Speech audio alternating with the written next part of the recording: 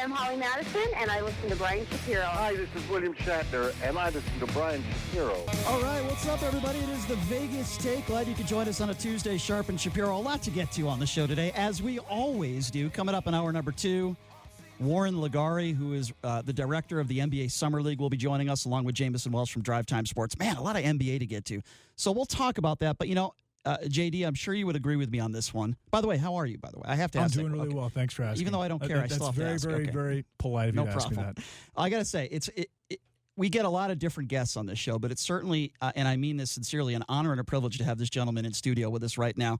Not only is he a decorated veteran, served 4 years in Iraq, much smarter than you and me combined, because he's got a degree, several degrees, I believe, from Harvard. Is that what that means? Yes. This guy has accomplished so much in his life, it's unbelievable. One thing he hasn't accomplished yet is becoming the president of the United States. He's a Massachusetts congressman, and he's running for president. Seth Moulton joining us in studio. Seth, thank you so much for being here. How are you? Great to be here. Thanks for having me. So what are you doing in Vegas, first off? Well, we're here for the 4th of July to celebrate the nation's birthday. So you just came in for that? Absolutely. Just to have a good time? Are you meeting voters? Or we're meeting voters, marching in parades, doing some veteran stuff. So it's actually a pretty packed schedule the next few days. And it's great to be back. And there's a lot of people. I know Cory Booker's going to be in town, too, on Thursday. From what I heard, he'll be in Henderson. So there's a lot of people that are going to be here. Well, thank you so much for being here, number one. We have a lot to get to in the next hour. We're going to take phone calls in segment number 2. But let me start with Donald Trump. We're not going to talk about Donald Trump for an hour. But the fact that, you're a decorated veteran. And the problem I always talk about with Donald Trump from the get-go was when he insulted John McCain, I said, you know what, that right there, he should not have been able to even run for president. And he continues to do that with somebody like John McCain, who we've already lost, who is a hero. I'm sure you would agree. So how does that make you feel as a decorated veteran yourself when he continues to go after John McCain? And just to me, it's just classless. It's insulting. He has no idea what it means to serve the country. Let's not forget, this is a guy who dodged the draft himself by lying about his feet. Yeah. What a contrast between someone like John F. Kennedy, who actually used his dad's help to get medically cleared to serve when he probably should have been disqualified because he wanted to go to war. Donald Trump gets his dad to falsify some records with a doctor in New York so he doesn't have to go to Vietnam. And Trump doesn't understand that it's not like there was an empty seat in Vietnam with his name on it. Some American hero had to go in his place. Right. No, I completely agree with you. We concur on that one. So what would you say to other veterans out there that only care about policy? Well, the country's doing great. Unemployment numbers are down. I don't care what the president says, because we get calls like that every day, right, JD, where people will call in and say, look, I don't care what he says. I just care about how the country's doing in policy. And I say to myself, well, can't we have both? Absolutely. We're better than that. Come on. Yeah. You can be a Democrat, a Republican, or an independent, but just as an American, you've got to know that we're better than this. We're better than this commander-in-chief. We should have someone that we look up to, that we're proud of our kids to look up to. That sets the moral tone for the country and for the world. That's what American moral leadership has always been about. Sure. And we don't have a semblance of that. Sure. With this guy. Let's talk about the news in the last several days. He meets with Vladimir Putin, his best buddy. Yeah, his best buddy. Right. It's the bizarre, only guy on earth who can wipe out America in 20 minutes. Right. That's how high the stakes are. And we all know about the meddling right in the election, and maybe more than we even know. But he seems to joke with Vladimir Putin, and Putin laughs it off when he says, hey, don't meddle in the elections. Well, he's denied it. He's denied it repeatedly, which is an insult to every intelligence professional in the United States who said that this happened. And every intelligence agency, not just one, like not just NSA, not just CIA, like every intelligence agency has said Russia meddled in the election to get Trump elected. Now, if he were an American patriot, he would say, okay, fair enough, but let's make sure it doesn't happen again. Right. Instead, he seems to be encouraging it. Why do you think that is? He's already said he'd take dirt on other candidates, right? Just so that he can get elected, even if it came from an enemy of the United States. I'm trying to understand, and you're a much smarter man than I. I'm not that smart. No, you definitely are. Why is it you think that he, for lack of a better term, kissing the butt of Vladimir Putin, an evil, murderous dictator? By the way, same thing with Kim Jong-un. Why is it? It's what very is simple. the reasoning? He's all about himself. I think you can be the biggest Trump supporter and still look at him and realize, like, this guy's just about himself. And if it gets him reelected or it makes him look good, if it pumps up his, why is he lying about how many people showed up to his inauguration? Just flat out lying, saying that there was a historic crowd, and the pictures betray the fact that it was like half of Obama's crowd. Right. But it's all about just whatever makes him look good. Egomaniac. And it's the exact opposite of what our veterans have shown. It's the exact opposite of what every American on active duty is doing, which is putting the country first before themselves, literally risking their lives. If you're just joining us, Democratic presidential candidate, Massachusetts Congressman Seth Moulton joining us in studio. Okay, let's talk a little bit about Kim Jong-un. Many people on the right want to praise the president for having these discussions when, let's just call it for what it is. Nothing has happened. What has been accomplished? No, actually, something has happened. We've given up exercises, military exercises with South Korea, one of our most important allies in the entire world. So actually, we've given up a lot. We've given credibility to Kim Jong-un on the world stage. You know, this whole stunt about going to North Korea, that just gave credit. That just made this murderous dictator look good. And what did we get in return? Absolutely nothing. What did we get 6 months ago or a year ago or whatever it was when Trump nearly got us into a war? We had to back away and back out and give up our exercises with South Korea. So our troops can't even train for a North Korean attack. And how about missile testing? We haven't even really – Trump likes to downplay it, but this is still very serious. Well, the other thing that's going on, and of course they don't want to talk about this, is North Korea is making more uranium. Yeah. They're refining more fissile material, I think uranium and plutonium, actually, to make bombs, and they're just building their stockpile under the Trump administration. So don't be fooled. This problem isn't staying the same; it's getting worse under Trump, and he's just cavorting around with this guy who's a murderer. And speaking of murder, I thought one of his worst, and he's had plenty of bad moments. But when he was on the stage asked about Otto Warmbier, okay, and he took Kim Jong-un's side when he said, well, I asked him, and he said he had nothing to do with it, and he felt very bad. How do you think Otto Warmbier's parents feel about that? When Donald Trump, now, if he doesn't want to respond to that, and he just wants to say no comment, even though I still wouldn't agree with it, I could live with that. But when he takes Kim Jong-un's side, as you said, an evil, murderous dictator that has killed members of his own family, and he takes his side, he's taking the side of an enemy of the United States. Right. A murderous dictator who's not only murdered a whole bunch of his people, but has said he would like to murder everybody in the United States. That's why he's building this missile program. He said he would like to wipe out California. And our commander-in-chief is taking the side of an enemy. I mean, you can't do that when you're a sergeant. Exactly. And this is the commander-in-chief. I mean, it is truly the most unpatriotic president we have ever had in American history. And he thinks he's a patriot because he goes around hugging the flag. And then it must be an insult to people like you who serve this country honorably when he says, well, I've done enough because I've given the troops this, I've given them that. And he kind of uses that as an excuse for the fact, as we said, bone spurs. He dodges the military. And what has he given? I mean, he hasn't given anything. But he claims we in that. Congress, we in Congress have given the troops a lot. Right. You know, he just signs the bills we send to him. But you know, the only bill that he's rejected for the military is the one that says we shouldn't be fighting this useless war in Yemen. And Republicans and Democrats all agreed on that. Yeah. But you know, the problem is when you have a draft dodger as president, he's very scared of looking weak. Very scared. That's why it's so dangerous that we might get into war with Iran, because he's got these hawks in his administration like John Bolton, the same guy who pushed us into war with Iraq, right? And Trump doesn't want to look weak. He doesn't want to look weak. So he might not want war, but he's much more afraid of looking weak. And he doesn't have the credibility to say no. Let me ask you this. Since you're running for president, if you were sitting right next to, say, a Vladimir Putin and Kim Jong-un, what would you say to both of them? What would you want to get done in a conversation? What would that conversation be like? Seth Moulton talking to Kim Jong-un. Look, I would treat it the way I treated some of the enemies I had to talk to in Iraq. You know, one of the jobs I had in Iraq as a Marine infantry officer was trying to work deals with sheikhs, with tribal leaders who had been trying to kill us. And one of the things you have to be clear is that you're going to be firm, and you're going to draw a line. You're going to say, hey, you're not going to screw with us anymore.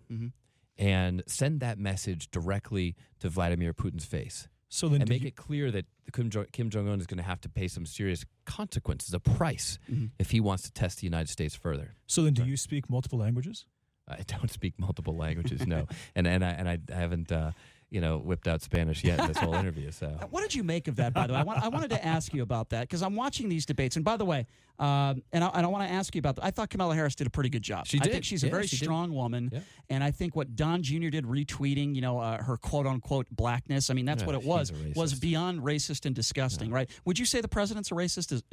Have you said that on the record? Yes, I have, because of some of the things that he's done, like when he says that there are good people on both sides of the Charlottesville Oh, that was ridiculous. Massacre. That was ridiculous. I mean, that was just a bunch of Nazi racists and good Americans. Yeah. No, you're right. And so I'm sorry. Like, those are not both good people. One group is racists, and we got to just call them out. I agree completely. What did you make of the Spanish speaking at the debate? Because I thought, and this is just my personal opinion, I'm sure the people up there on the stage, like Cory Booker, good guy, but I thought it was disingenuous. I thought it was a cheap way of trying to get votes. I thought Beto O'Rourke, I'm not a Beto O'Rourke guy. I thought it was cheap, and I thought it made them look foolish. I don't know. I mean, it's up to the American voters, not to me. But but it felt like a little bit of pandering. Yeah. Yeah. And look, we've got to do a better job in Washington of meeting the needs of Hispanic Americans. Like there are a lot of there's a lot of work that we have to do. We sort of some parts of the Democratic Party just sort of count on the black vote, count on the Latino vote, and we got to do a better job of earning that vote. But I'm not sure a few lines of Spanish on the debate stage is the way to do it. No, I agree with you. I wanted to ask how about some policies that'll actually make a difference in their lives. And I want to get to policy. Before I get to that, I have to ask you this because, as I said, you've served 4 years in Iraq honorably. You won medals. What is it like serving in a war that you've been open about that you disagreed with? I mean, how do you deal with that? Yeah, it's tough. It's tough. And to be fair, I did 4 tours, but they were a little bit less than a year, so more like 3 years. 4 tours. But, I was leading troops on the ground, and one of the hardest questions that I ever got, and I got a lot of questions, as you might imagine. Spent a lot of time over there. The hardest questions I would ever get was, hey, sir, what the hell are we risking our lives for here? Why are we doing this? And that's a really hard question to answer, especially when you're the guy asking a bunch of 18-year-olds to risk their lives, to do things, hey, you got to go run in that building. That is unbelievable. That might get them killed in the next 30 seconds.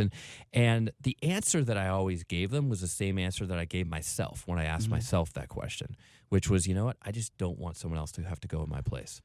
And that doesn't, I'm not trying to, that's just the honest answer. Right? Like that's what all veterans, I'm not different than other veterans in saying that. I'm not some hero for saying that.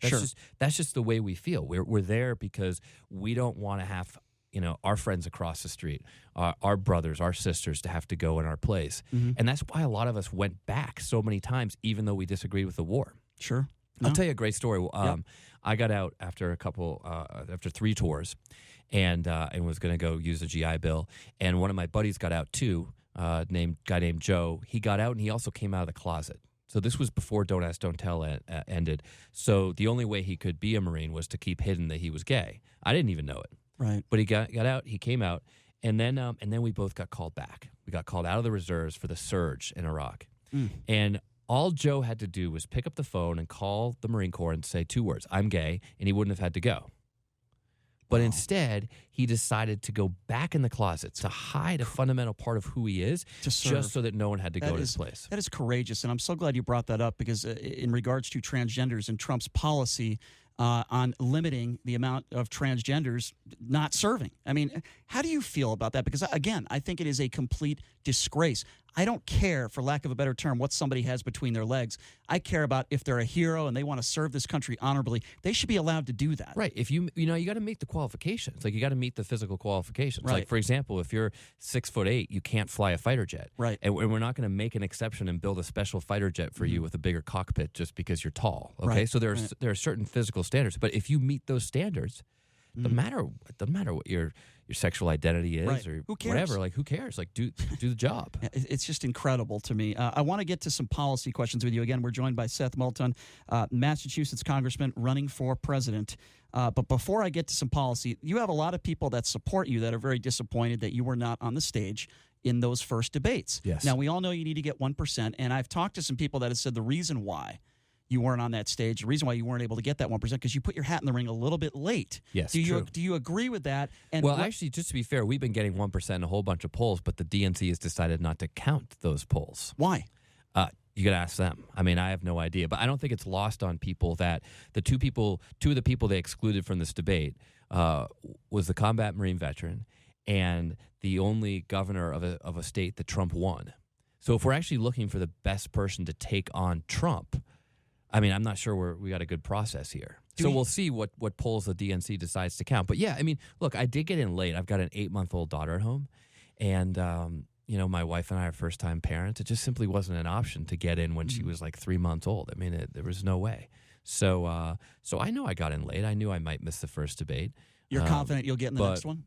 Well, I don't know, because it depends on, we hit 1% in 2 polls again in the last few days, and we haven't heard whether the DNC is going to count them or not. So, the DNC is kind of making these rules that, I don't know where they're coming from, but there's no question, if you look at where the party's going right now, especially if you looked at that debate stage, I mean, it's swinging hard to the left. Do you think that this has anything to do with the fact that you went against the establishment rules per se? And, you won in Massachusetts when a lot of people, and correct me if I'm wrong, but people said, no, you can't run against someone that's been, in there for 18 years or whatever. And you won. Yeah, and you took over that spot. Do you think that there is some resentment in the Democratic Party because you did that? And do you think that has anything to do with the fact that you were not on the stage? Well, I don't know if it has anything to do with this debate, but I will tell you this. There absolutely is that resentment still out there. Because that was the message I got when I decided to take on this 18-year incumbent. It was, Seth, first of all, you're going to lose. And second of all, you just have no right to be in this race at all. You have no right to be challenging the Democratic establishment. Which is ridiculous. It's ridiculous. I mean, look, I didn't know much about politics, right? I didn't study it in school. But you're a war hero, and you're extremely... But I came back and I was like, look, I don't want to see what happened in Iraq happen again. In fact, there was a day in 2004 when a corporal in my platoon said, sir, you ought to run for Congress someday so that this stuff doesn't happen again. I mean, he used a Marine term for stuff. I don't know if we're allowed to use that on this show or not, but like, that's why I ran. Right. And then the Democratic establishment was like, oh, no. Not only are you going to lose, you'll never be involved in Massachusetts politics again. And what they were saying was, Seth, do not participate in the democracy you risked your life to defend. That was their message to this young veteran who'd just gotten out of the war. So it was a tough race. And you know what? The first poll we did, we were in 7 months. I've only been in the presidential race 2 months. Right. The first poll in this race 5 years ago was after we'd been running for 7 months, and I was only 53 points down. That's, if you don't know much about politics, that's really bad. 53 points down. 53 points back. Okay, but wasn't it Jimmy Carter that had less than 1% of the vote, and he ended up becoming president, right? So the thing is, I came back from 53 points, and we ended up winning that election by 11. So I made up 64 points. That's unbelievable. And then in the general election, I won by 14 in a district that voted by 13 points for a Republican governor. So the point is, I can win tough primaries, but I can also win really tough general elections when you've got a tough Republican opponent. And I think Trump is going to be harder to beat than a lot of Democrats think. I agree with you. If you think he's easy, then sure, pick anyone on the stage. But if you think it's going to be tough to beat, we got to have a nominee who can go toe-to-toe with him. I couldn't agree with you more. And if Joe Biden is probably a good choice. If Joe Biden can't handle Kamala Harris on a stage with 1 or 2 comments or questions, then how is he going to handle Donald Trump? I think that is an issue. I do want to get to some policy questions with you. Let's start with Beto O'Rourke. I know this is not your policy. I think it's ridiculous, this war tax that he wants to impose if he becomes president. First of all, I do not think that we should penalize families and tax families if they have not served. I think that is the wrong way to go about it. What do you think about this supposed war tax that he wanted to impose? Well, here's the thing. I understand. I actually am not so opposed to this. Now, let me explain why. All right? Because this is the first war, the longest war in American history right now. It's the first war where we haven't done anything to pay for it. And that means that all the vets who come back, like, we don't have the money to take care of them because we didn't think up front, okay, what is it really going to cost to go to war, right? So, look, if you want to have a tax, you got to make sure it's fair. Right? And it shouldn't be just a blanket tax on everybody. You got to make sure it's evenly applied and all that. But I don't think the idea that we should really think about the cost of going to war before we do it is a bad idea. Got it. I understand that. You've been in support of the impeachment of the President of the United States. When Nancy Pelosi says nationally that she doesn't want the president impeached, she wants him in jail, I kind of shake my head. I'm like, well, what the hell does that mean? If you think he's a criminal, and you remember when she said that. So tell me why you believe that the president deserves, or at least the process of impeachment needs to start now, and why is it? I mean, I think that there are some Democrats out there that are cowards, quite frankly, that are two-faced cowards. But why is it you think that this process has not started? And tell me why you believe that the president should be impeached. Because it's very simple. We have to have this debate because that's what the Constitution says. And Pelosi's made this compelling argument that the politics aren't on our side right now or whatever. But, like, screw the politics. How about just doing the right thing?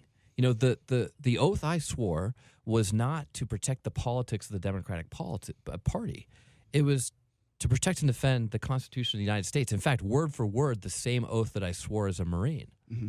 And if you simply look at the law, in America, no one's above the law, and if the president breaks the law, you have to have a debate about impeachment. Now, I'm not saying it's time to vote on it yet, okay? Because Congress does two things. We debate things, and then we vote on them. We haven't had the debate yet. We don't have all the information. But we absolutely should be having this debate because that's just simply the law of the land. The president obstructs justice, as Mueller said. The president violates the Emoluments Clause, like all these different things. You just got to have this debate. And you know what? If you have the debate and he can prove his case and he's innocent, which is what he says, then so be it. Right. That's fine.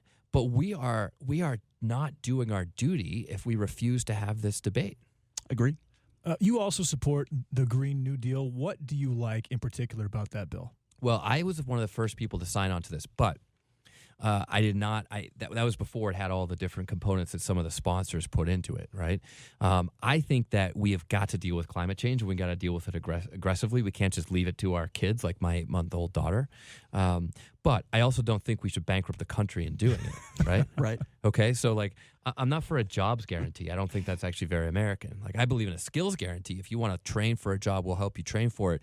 But just free jobs, I don't think that's a good idea. But we should absolutely be leading the world in green technology. And we're not right now. We're buying solar panels from China. It should be the other way around.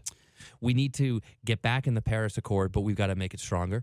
We've got to develop the technologies to deal with the fact that, we're contributing a lot to global warming right now, but the developing world is starting to contribute even more. We should be selling them the technologies to have clean power. These are some of the things we need to do.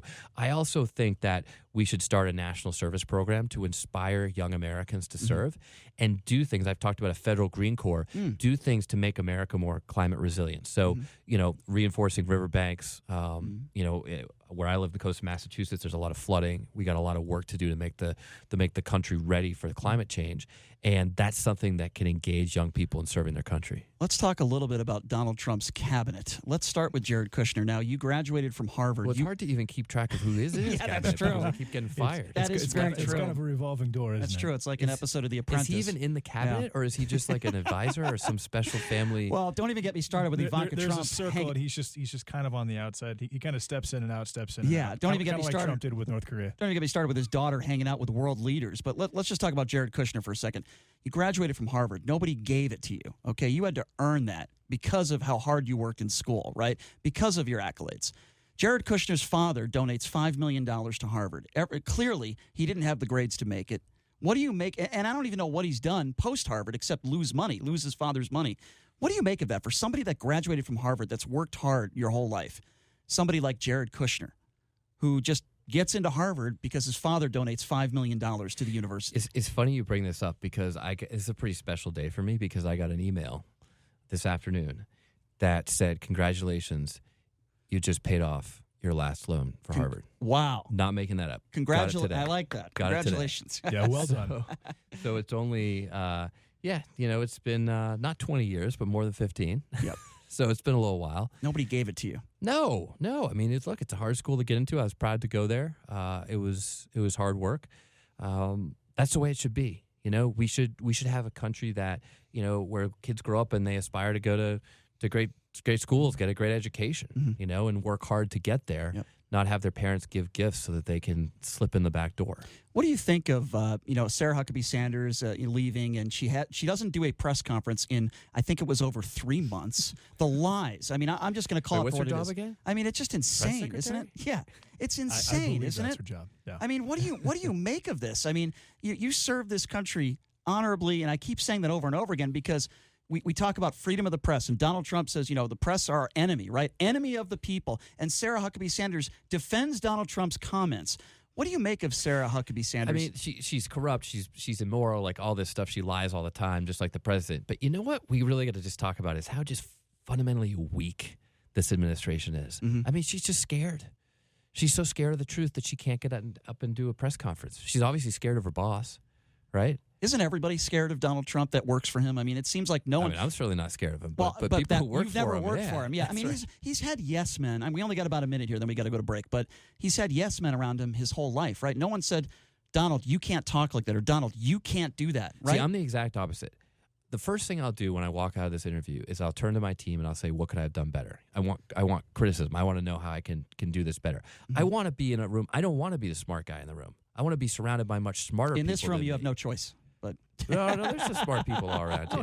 Campaigns for Brett. So it's like totally opposite. That's leadership. Sure. Leadership is selflessness. Wanting to get better as become a better person. Because you owe it to the people that you're leading. Sure. To be better than you can be, to be the best you can possibly be. And then and Trump doesn't have any idea what that means.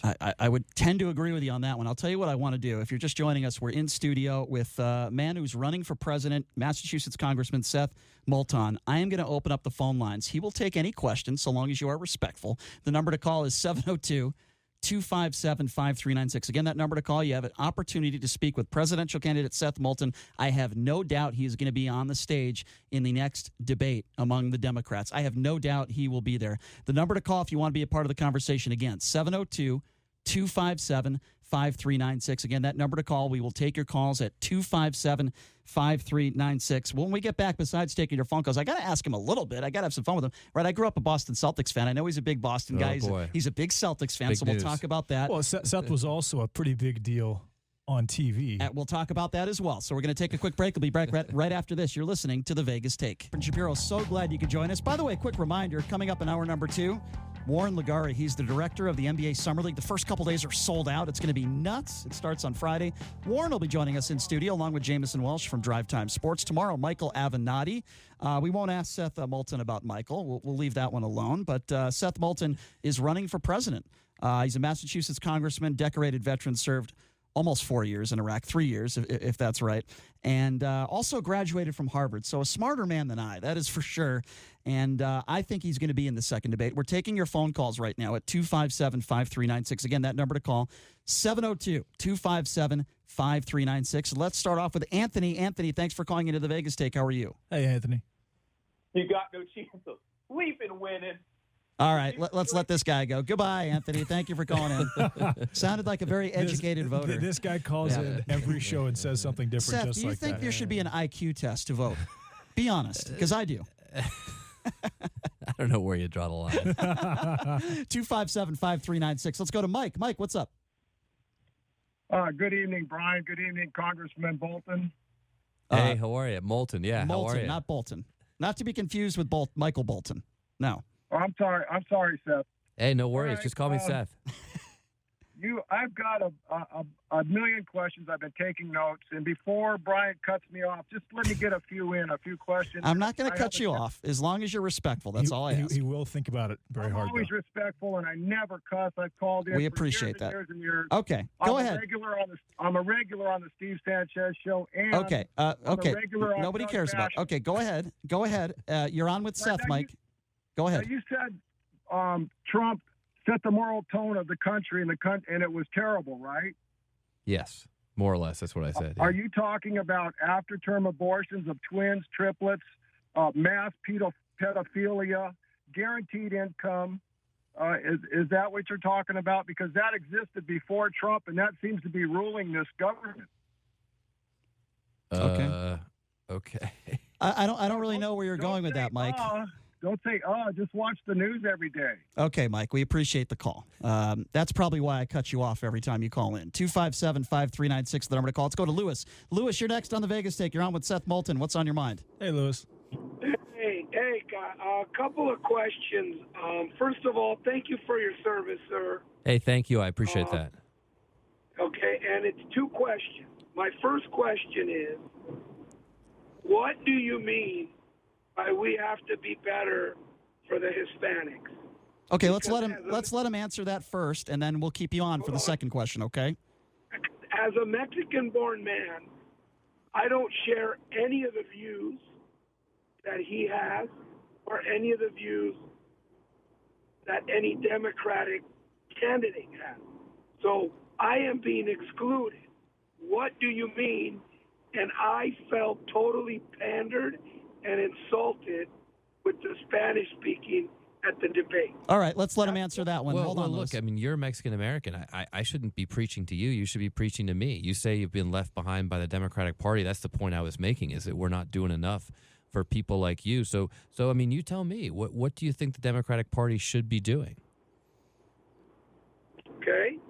That brings me to the next question. Well, how about answer his question, though? He just asked you a Because question. He's gonna answer the question by himself right now. Let's hypothetically say you're taking in your neighbor, and your neighbor's living with you. Your neighbor and your family and children both get sick at the same time. You have to take care of one person first. Who do you take care of first? The neighbor or your family? I take care of whoever's more sick. Exactly. Like that's what you do. That's what you do in the Marines. You always take care of the person who's sick first. I appreciate the call, Lewis, but it is very disappointing that is the best question you could ask a man that has served, that has gone to Harvard with a degree, and he's... All right, enough of the Harvard stuff. I mean, come on. I'm sorry, I have to brag about that a little bit. Hey, Jared brags about that. It's only been like 100 years since they've had a good football team. All right, 257. Okay, I won't mention Harvard anymore. 257-539. I'll brag about how I went in the 1920s, they were hot. But their crew team. Let's talk about. The social network taught me that. Let's talk about Jeremy Lin. Anyway, 257-5396. Let's go to JD. JD, you are on with Seth. Good evening, Congressman. Hey, JD, nice how are you? To have you here in Las Vegas. Thank you. Good to be here. Veteran to veteran. Yes, sir. You have called Trump a racist regarding his Charlottesville statement. You're a Harvard graduate. You know the full context of his statement. How can you make that statement that he's a racist when you read the entire statement before and after he makes those statements, sir? Look, because I think that if you say there are good people on both sides of an argument, when this was a group of neo-Nazis who are racist by definition and who killed an innocent young girl, a college student out there protesting for the values enshrined in our Constitution, I don't think that's right. And if I agree with you, sir. But at the same time, he did not say exactly what you're trying to infer and what what did the he Democratic say? Party I mean, is trying that's what to he infer. said. He said that there are good people on both sides of that. I mean, that's like saying, hey, Hitler wasn't so bad. There are good people on both sides. Sir. Well, you tell me. What am I missing? JD, here? why don't you add to it then if we're missing something? It's on the record. He not only criticized everybody that was there, but what he tried to say was, sure, I believe there were people that were good people on both sides of the issue, referring to the people that wanted the statues preserved. Not what he said. Not what he said at that time. It is. No, it's not. No. He look. He had his entire life to comment on the statues. What was going on at the moment was a violent protest that killed an innocent young girl. JD, Congresswoman, you've been in combat. You know people die in combat. We are now progressing in this country to the point of combat. And I think it is incumbent on yourself, a person of reason, I think, a person who's intelligent, to argue correctly, not to take inferences and not to take things out of context and try to extrapolate something. All right. that Well, JD, JD, look. Bottom line, I respect you calling in and asking a question, but just know this about me: that if there's combat going on at home between racists and innocent people, you know where I stand and whose side I'm going to take, and there's not going to be any ambiguity about that when I'm the commander in chief. and for the record, if you're going to talk about logic would... JD, that was a solid filibuster, by the way. Yeah, that's a right-wing filibuster call. That's what that was. 257-5396. Again, that number to call, 257-5396, with Seth Moulton, who is running for president of the United States. Let's go to Chuck. Chuck, what's going on? Hey, Chuck. How would you deal with Putin and North Korea and Iran, since you're disagreeing with Trump's views? And you took the oath of office as a congressman, correct? How would you protect the Second Amendment and First, since Google, YouTube, and is shadow banning mainly conservatives and Christians? Would you go after those to protect the First Amendment? So I don't exactly follow the question, because we started with Putin and Kim Jong-un, and then we went to Google. I'm trying to get a lot in. Okay. So I can hear you. Okay. All right. So, well, let's just try to take. So, yeah. So first of all, I mean, we can't. I mean, I can't imagine anyone doing worse than Trump has done with, kissing up to Kim Jong Un and Putin, and listening to them rather than his own intelligence agencies, military, and everything else, right? So the bottom line is that we need to be strong. Democratic presidents and Republican presidents alike have stood up to the Russian threat for decades. I mean, one of the greatest was Ronald Reagan himself. Sure. Ronald Reagan would be just completely ashamed with what Donald Trump is doing, with how he's handling Putin. So I would send a very clear message that Russia is not going to interfere in our elections. They are not going to break into our computer networks. Their cyber attacks will be met with a firm response. You want to conduct a cyber attack against us? We're going to conduct one against you. You stand by. That's my message to Putin. I agree.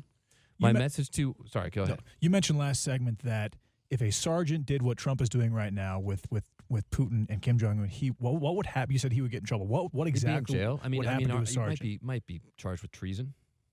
So aiding the basic definition of treason, and I'm not a lawyer, okay, but the basic idea here is providing aid and comfort to your enemy. 257-5396, Seth Moulton, presidential candidate in studio. Let's go to Sarah. Sarah, thank you for calling into the Vegas Take. How are you? You're on with Seth. Go ahead. Hey, Sarah. Good afternoon, gentlemen. Hi. Thanks for joining us.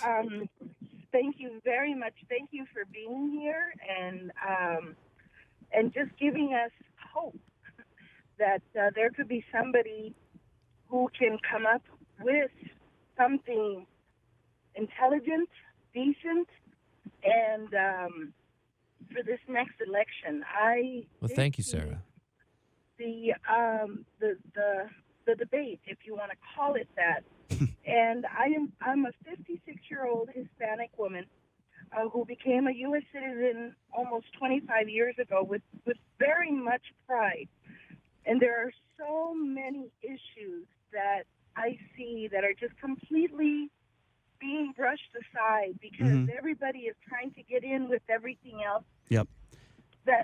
Sarah, I hate to interrupt you, but we have a lot of callers on the phone. So can you ask a question to Seth? With all due respect, can you do that for us? I appreciate it. Certainly. No, Thank you. And I just would like to know, as far as immigration, what are you looking towards the future for the country and for what needs to be done for some type of a reform, particularly for people who are here, such as the Dreamers? We got to have a pathway to citizenship for the Dreamers so that they can pay taxes and be part, and they're already part of our community, so that they can be here with the proper documentation. They don't have to constantly worry about getting deported. We also need to strengthen our borders because there are places where the borders are weak. Building a concrete wall in the middle of the desert isn't the way to do it. But candidly, there are drugs coming through our ports of entry. We gotta stop that. And how about people that overstay their visas? The majority of illegals in this country, correct me if I'm wrong, are people that overstay their visas. But you'll never hear President Trump talking about that. No, because he's just politically pandering to his base here. Exactly. He doesn't want to deal with the problem. What do I say every day, JD? Republicans controlled all of Washington, both houses of Congress and the presidency. He couldn't get anything done. So this is his fault. I agree. We're going to build a wall, and Mexico is going to pay for it. Yeah, how's that working out, Mr. President? He made a conscious effort. It just didn't work out. Yeah, 257-5396. Let's go to Brady. Brady, you're on with Seth Moulton. Go ahead. Yeah, right on. I wanted to bring up Judy that was on previously. He was talking about Charlottesville. And here you had on one side Donald Trump defending basically both sides, but one side were the Proud Boys, and some guys were carrying out some candles, having a nice peaceful protest, because they were taking down the statue of General E. Lee. There were KKK members. Excuse me, Brady, with all due respect. Hold on a second. With all due respect, there were people chanting, "Jews will not replace us, blood and soil." So no, there was one side of white supremacist KKK members. Don't you tell me that there was one side of just people blowing out candles talking about statues. Yes, the other side was Antifa. But don't you tell me that you support good people on all sides. I'll just answer that for Seth. Don't give me that nonsense. That's nonsense, like Brady. I said, you finished part of my point. Yes, Antifa was on the other side, and whenever you get the Proud Boys and Antifa together, there's going to be a fist fight. Okay, just like they had in Oregon. What do you mean, Proud Boys? You call KKK members Proud Boys? This conversation sounds like gangs of New York. Seth, I'm not even going to waste your time in answering that. Well, you've already answered that. Let's move 257-5396 is the number to call. Proud Boys. You call KKK members Proud Boys? Let's go to Nikki. Nikki, you're on with Seth Moulton. What's going on? Hi, I just wanted to thank you for your service. I have a son in the Army, and I also have two adopted children and a brother with schizophrenia, and I was wondering where you stand on mental illness. Oh, Nikki, thanks so much for asking. First of all, thanks for your service as a family, and for your son in the Army. And I've actually been talking about mental health a lot on this campaign because, well, to be honest, I just decided I would share my own story about dealing with post-traumatic stress when I got back from Iraq, because I said I'm applying for the top leadership position in the country. I ought to lead by example. I've talked about mental health. I've advocated for veterans' mental health for a long time, but I never had the courage until this year to share my own story about how I came back, had some tough memories from Iraq, sometimes would wake up in a cold sweat, felt just kind of disengaged in school. And I told the story about how I had this image. One of the images I brought back was of this young boy, this 5-year-old boy, lying in the middle of a road who'd been shot up, and how that was a tough image to live with.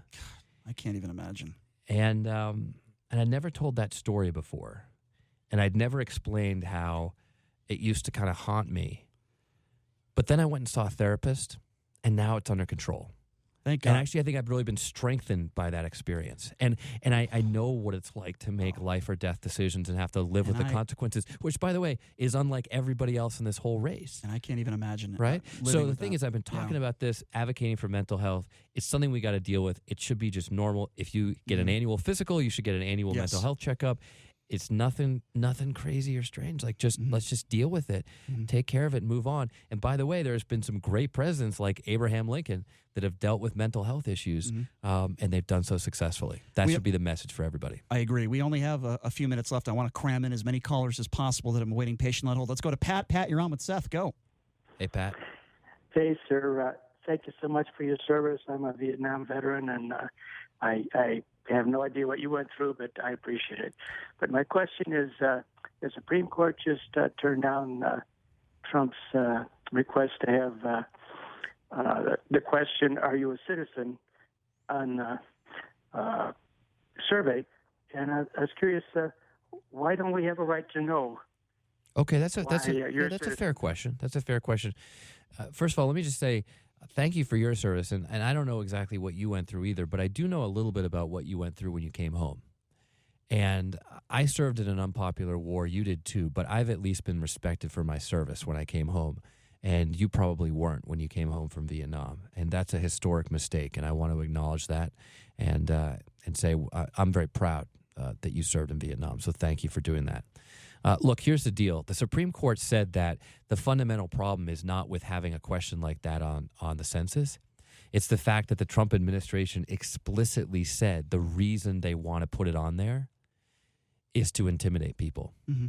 And they said that publicly, and that's what the Supreme Court said. In fact, the Supreme Court even said if you can come back with a better justification, a justification that's not based in racial discrimination or discrimination against immigrants, then we'll entertain the idea again. Mm-hmm. So it's a great question, because the issue is not just having this question on the census, it's why the Trump administration put it on. Good call, good question. Samantha, you are next on the Vegas Take. I only got about 30 seconds for you. Go ahead. Welcome to Las Vegas. And I just had a question about North Korea. You said that you felt that it was treasonous that Donald Trump was aiding and adding comfort to, and I would like to know how. Well, I said that more with regards to Putin and Russia, but you could make the argument with Kim Jong-un in North Korea as well, because Trump has done a lot to prop this guy up. He's given him credibility on the international stage, which is something he's always wanted, and no American president, and frankly no Western ally, has ever given him. But Trump is treating him like an equal. He's treating him like a buddy. He's saying, it doesn't matter if you murder thousands of your own people, come hang out with me at the White House. Have a state visit. That's not the way that we treat enemies. You know, we don't justify. We don't build them up for what they do.